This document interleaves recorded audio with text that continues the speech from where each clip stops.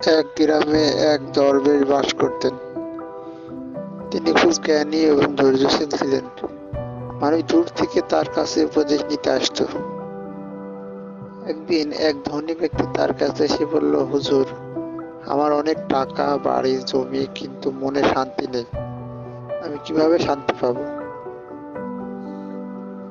দরবেশ হেসে বললেন, তুমি কাল সকালে নদীর ধারে আসো, আমি তোমাকে শান্তির পথ দেখাবো।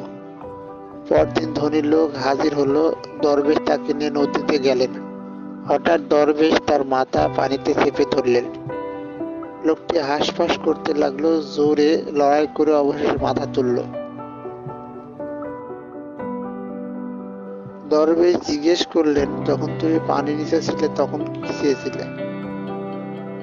লোকটি বলল, আমি শুধু শ্বাস নিতে চেয়েছিলাম, হুজুর। দরবেশ শান্ত গলায় বললেন, ঠিক তাই, যখন তুমি শান্তিতে শ্বাসের মতো প্রয়োজন মনে করবে, যখন মন থেকে চাও, তখন শান্তি পাবে, শুধু বাহ্যিক জিনিসে নয়। মনকে পরিশুদ্ধ করলেই প্রকৃত শান্তি আসে। ধনী লোক চুপ করে গেল। সেদিন থেকে সে দানশীল এবং নম্র হয়ে গেল। শান্তি আসে ভেতরের পবিত্রতা থেকে, ধন সম্পদ থেকে নয়। মনকে নিয়ন্ত্রণ করতে পারলেই জীবন শান্তি ও সুখ আসে।